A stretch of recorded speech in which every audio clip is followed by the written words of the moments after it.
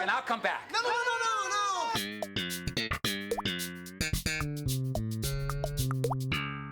People certainly love the character of Kramer. I mean, you know, you talk to most people, they'll tell you that that's their favorite character. I think it's because it's so different. It's so weird and so odd. And people, at the end of the day, it's like why action movies play well overseas. There's no dialogue. It's people running, everybody getting. This is this is the Seinfeld action character.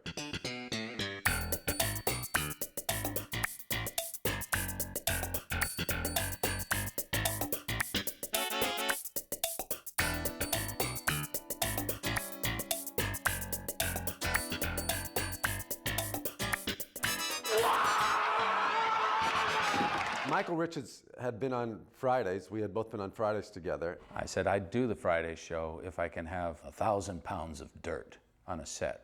And they go, what are you going to do with that? I said, just 1,000 pounds of dirt. I'll play in it for a few days and I'll show you something.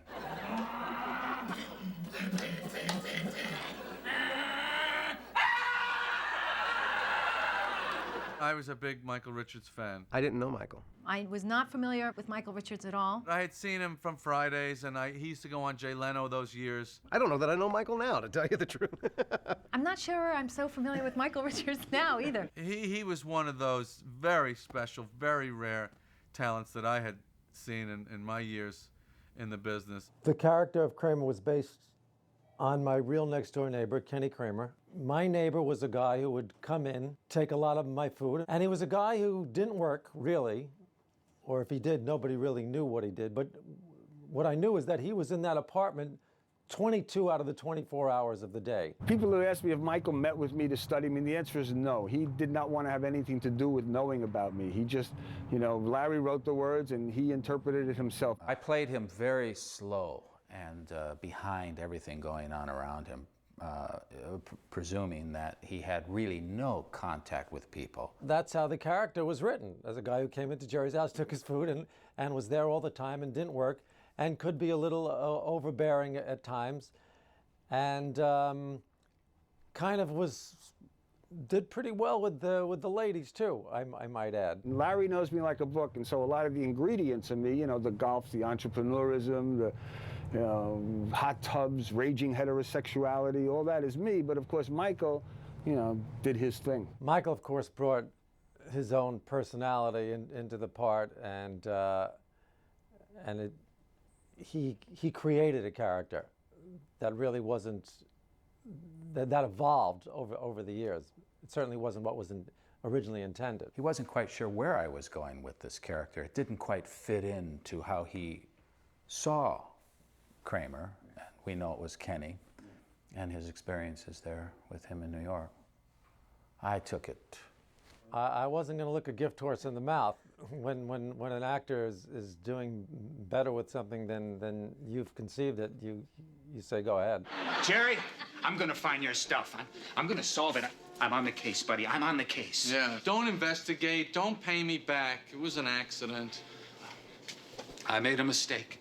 These things happen. I'm human. In your way.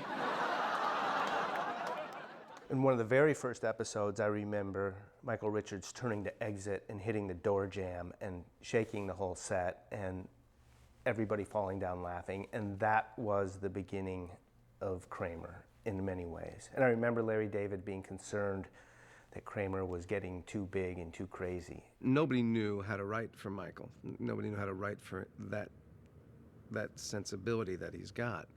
And I always tell people that this is one of the truest incidents of an actor showing the writers the way. When you look at Michael Richards, you see a guy who is a great physical comedian. You could not do the character of Kramer on Seinfeld and have Michael Richards play that part without that character being physical. I mean, even if you wrote it as a kind of shut-in, stay-at-home, kind of quiet, nudgy, annoying neighbor, the mere fact that this guy is brilliant physically, you'd have to incorporate that. The beautiful thing that Michael discovered, and I don't know at what point it was, maybe it was the second year, he was playing Kramer a little slower than the other three characters, a little dumber. And then he got the idea that he should play it that everyone else is dumber than him. And that was the key to it. Once he got that, then the character just took off. How he conveyed that with the material he was given, I can't tell you, but I know that that was a switch that he really went for, and it was brilliant. And as soon as everybody caught on to what he was doing, they fed him the material that he could do it with. I began to feel that the Kramer character really became Kramer when we did a show called The Statue, where I went undercover to play a cop. Freeze, Mama! Shut up! Oh, spread 'em! I said spread 'em! Oh, you're in big trouble, son. Burglary, grand larceny, possession of stolen goods, and murder! Murder! Shut up! Keep them spread. You just make love to that wall, pervert. The thing with Kramer, I think you could put that guy in any situation, any predicament, and it would work.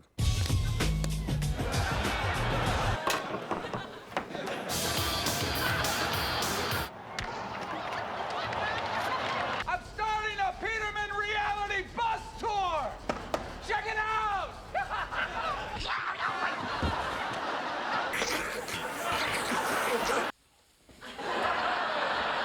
The left. I wouldn't even fit on this couch. Hey! Well, ladies and gentlemen, it's our good friend, George Costanza. Oh, what a surprise! I think because I was getting the laughs, they were going along with it. I remember one time Jerry asked me about the sideburns. He says, "You're going to wear your sideburns that long?" And I went, "Yeah." He went, "Okay." That was it, you know. But they saw this thing being born. I got a short haircut, and I kept pulling the top up. And as I was pulling it up, I liked it. And I thought, I should do this down and pull that up. And I went, yes, that's interesting, isn't it? Michael was probably the most appreciative actor in terms of wardrobe that I've ever worked with in my career. I thought that the clothing would be late 60s, early 70s clothing, and it actually belongs to the character, that he just hasn't bought new clothing. So I wasn't going for a retro look as much as I was going for a clothing that he still owns and wears, and that's the way he dresses. When I started working with him, designing the show, he had a few vintage shirts in his closet. Most of the shirts that I had for Kramer were shirts that I shopped around for. Then they got a little harder to find as the character got very, very, very popular, particularly in the latter part of the 90s. That stuff you couldn't even find. So then I was searching for material and having the shirts made. We bought a huge stock of old fabric, and then we proceeded to make 3 and 4 of a kind, so that when he would do these stunts, we would have enough shirts to cover us when he was drawing a line down a street with a paintbrush or something like that. And the pants were always a little too short because my character had grown. I wasn't doing that for comedic purposes. It's just I felt these were pants that he wore at that time. So I always had my pants tailored a bit short with the white socks. Michael was the only actor that would basically come in every day of rehearsal and get his shoes. And they had white stars on them. They were sewn into the fabric of the shoe. And I blacked those out. There were 9 stars. We did 9 years. Very interesting, I thought. Because he could not really be that character without being in those shoes. They felt right. And they had a little slide to them. And then suddenly I'm coming through the door at about 50 miles an hour. And then I went, and the audience howled. And I thought, this is the way to enter.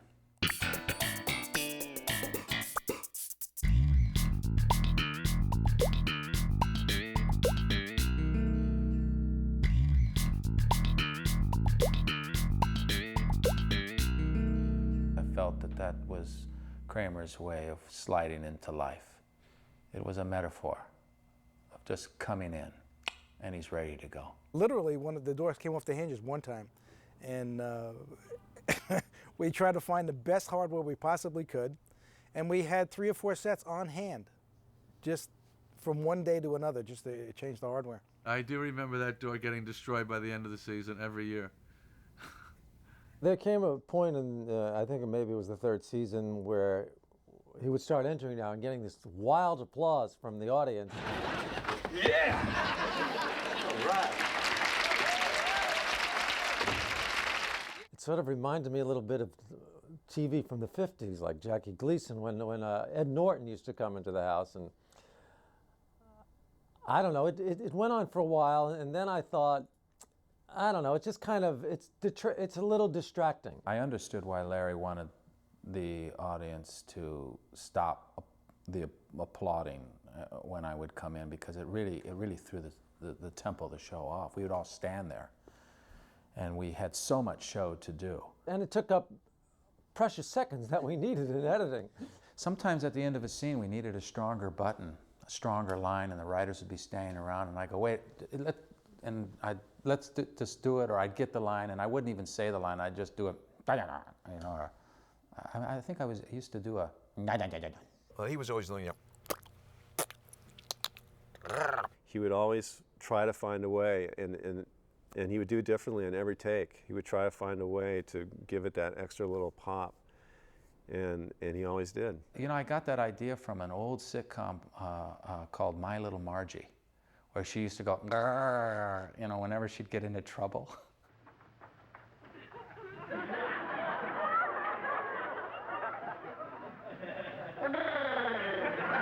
And I always was fascinated at how she could do a little sound that would just button up the whole scene so well.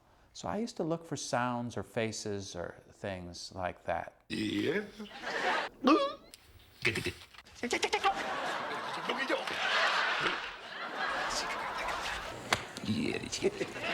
When you work with Michael in a scene in front of camera where you can do it over and over again, Michael never does it the same way. So you can never be sure of how he's going to do it, which keeps you alert as to how you are going to react. He did his own rehearsing, really, particularly for his physical stuff. He had a different rhythm than the other cast members, all of whom are very good actors. But Michael is a loner. It'd be great to catch a glimpse of him before he would make his big entrance into Jerry's apartment. There would be a couple times where I'd see him in the wings in that back hallway, where he'd have his face up against the corner with his eyes closed, saying the lines to himself. And you could see him, it's like before the entrance on stage, you could just see him just like getting geared up, and he'd start pacing and he'd start working himself up. And he would come out and explode, and it was just pure brilliance that would unfold. I told you. What? I told you she liked me. Who? Sister Roberta. How do you know? She told me. She says she's never had a man stir up all these feelings inside of her. She's questioning her faith. She's thinking of leaving the church. Wow. Oh, right. This power. Look what I'm doing. I'm dangerous, Jerry. I'm very, very dangerous.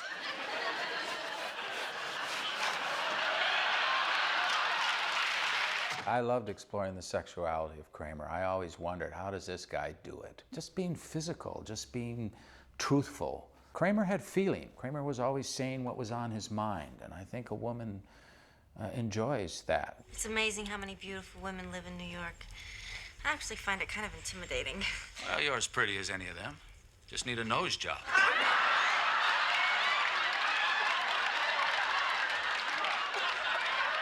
There is an insanity in Michael that has nothing to do with Kramer. People always say to me, is he really like Kramer? And I say, absolutely not. They're both mad, but in completely different ways. He's a gifted comedic sense on every level. Vocally, physically, facially, you know, he's like all over the keyboard. Michael Richards, as a person, is an enigma. Kind, generous, unusual. He's a nut. I had the feeling that I had like a path to his mind. I really did. I felt that we were like brothers of some sort. I mean, and I think we really were in some context. I'd come on as kind of a two with Michael. Kramer and Newman teamed up, and Michael didn't like working this way. That part of the way he worked was on repetition and on feeling very secure in what he was doing. He would be in the last weeks of the show. He'd be behind the set, rehearsing on his own, running lines, coming up with another sound or another thing, another, physicality he could do. He was tireless. The rest of us went, you know how to get a laugh. If George does a snort laugh, that'll get a laugh. If Elaine does a, body flip, she gets the laugh. We had things we could fall back on. He didn't want to fall back. He wanted to keep finding something new. I had seen how much he rehearsed to have that character pay off, and I was amazed. And he was funny. He was funny, boy. When Michael and I would work together, I knew from the first day that he was really going to get into it, because he would take me and I would just pretty much relax my muscles, and he would move and I would hold on to him and make sure that he didn't throw me around the room. But he would move in such a way that it looked like I was throwing him around, but really he was moving me around.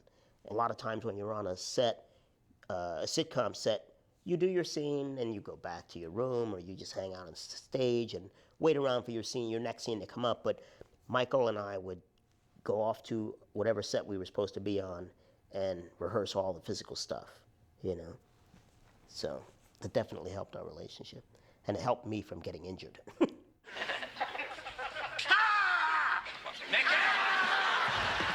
Whenever I was near Michael doing a physical bit, it was a little bit like taking, well, it was a little bit scary, to tell you the truth, because Michael could do anything.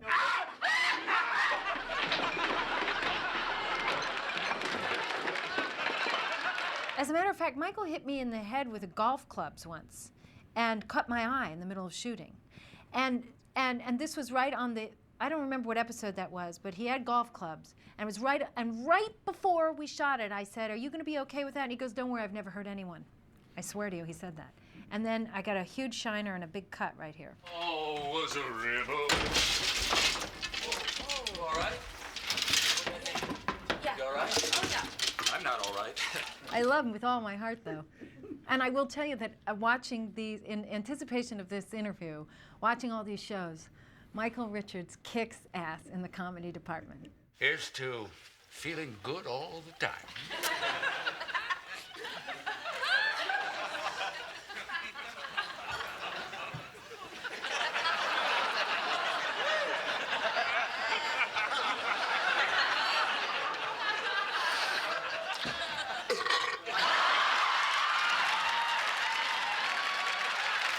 The conviction of the man is unsurpassed. So much so that if you screw up his scene, he could really lose his temper. I'd get angry, actually. I'd say, come on, don't. I just felt it was unprofessional. I mean, come on, keep it going. Is that really you? That was you, huh? What's the matter with you?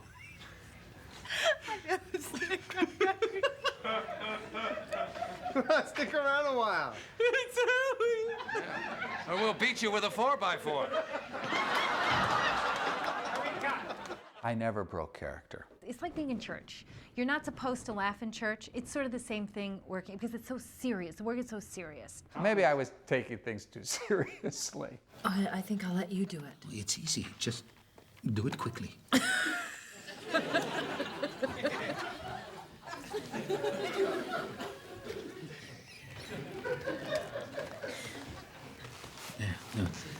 See? Come on. Here we go.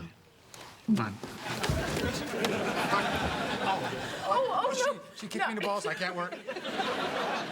He drove himself to these levels of creativity that were extraordinary. And I don't think I've ever come across another actor that, not that there aren't other dedicated actors, but would have the combination of that kind of manic drive, that offbeat sensibility, and just the genetics of what his body became to create that character. It was one of those kismet meetings of actor and role that becomes legendary. He was the only one.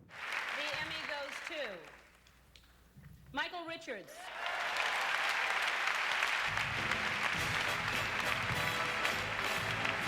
Michael Richards is now one of this category 3 times in 5 nominations. Thank you very much. Thank you, and thank you to the Academy for this wonderful honor. I thank you very much. And to Jerry and Julia and Jason, what a pleasure to be working with such a sound ensemble. Thank you very much. Anytime I was up against Michael, I went, good night, I'm not getting this. And you know, I was always up against Michael. I was just always surprised when other people would beat him. That was the shock. The popularity of Seinfeld was just so amazing. I remember I would take trips during the summer to just get away, get out of the States. And I remember I went to Bali and I went deep into the jungles. One of the oldest primitive Buddhist tribes is there. And they're naked running around there. And some of these people, they saw me in the jungle and they went,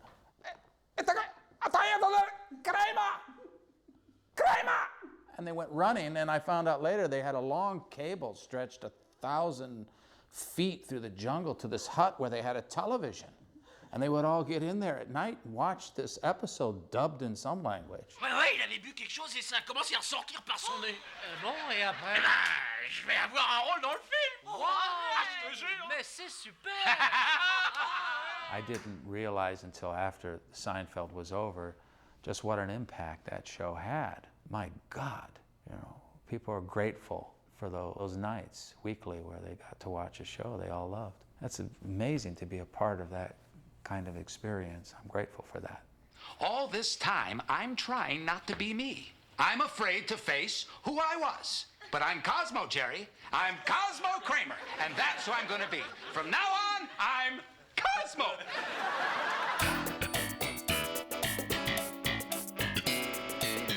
Look for more exclusive interviews with your favorite Seinfeld stars in future volumes of Seinfeld on DVD from Columbia TriStar Home Entertainment.